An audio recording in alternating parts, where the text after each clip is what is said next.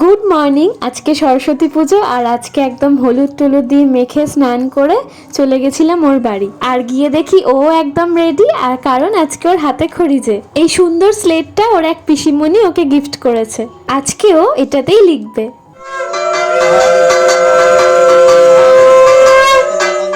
এই যে দেখো, ওদের বাড়িতে আরো পুচকি পুচকি মেয়েরা সব শাড়ি পরে অঞ্জলি দিতে এসেছিল। এই ছোট্টবেলাতেই শাড়ি পরার ইচ্ছাটা থাকে, যেটা আর আমাদের মতো বয়সে হয়ে গেলে আর আসে না।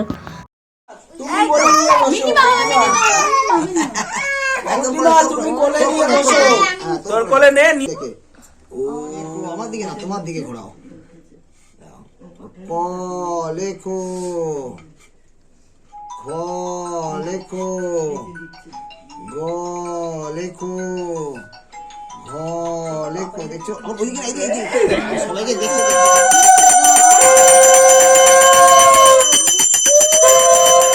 বিশাল কান্নাকাটি করে হাতে খড়ি তো দেয়া হলো। যেহেতু নিয়ম হচ্ছে পাথরের থালায় প্রথমে লেখার, তো ঠাকুরমশাই ওখানে লিখিয়েছিল আর পরে বাবার কাছে স্লেটটাই লিখেছে।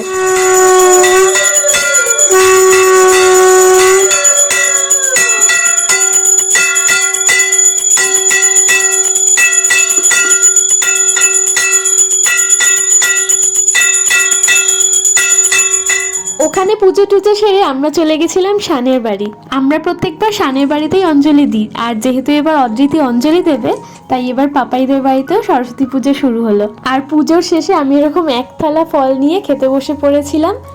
আমার কিন্তু ফল খেতে বেশ ভালো লাগে, তোমরা কারা কারা ভালোবাসো কমেন্ট করে জানিও। তারপর সন্ধ্যেবেলা আবার শানের বাড়ি আমরা চলে গেছিলাম, কারণ ওদের বাড়ি ছিল আজকে নেমন্তন্ন। যিশু কাকার বাড়ি গিয়ে প্রথমে এরকম কফি নিয়ে বেশ আড্ডা দেওয়া হলো অনেকক্ষণ, আর তারপর সবাই মিলে এরকম একসাথে বসে রাতের খাওয়া দাওয়াটাও করলাম। আজকে মেনুতে ছিল হচ্ছে গরম গরম ফুলকো ফুলকো লুচি, আর হচ্ছে আলুর দম, নিরামিষ আলুর দম, তার সাথে পনিরের তরকারি ফুলকপি দিয়ে। আজকে সারাদিনটা এরকম সবার সাথে বেশ ভালো কাটলো। আর তোমাদের যদি ভিডিওটা ভালো লাগে অবশ্যই একটা লাইক করে দিও। টাটা।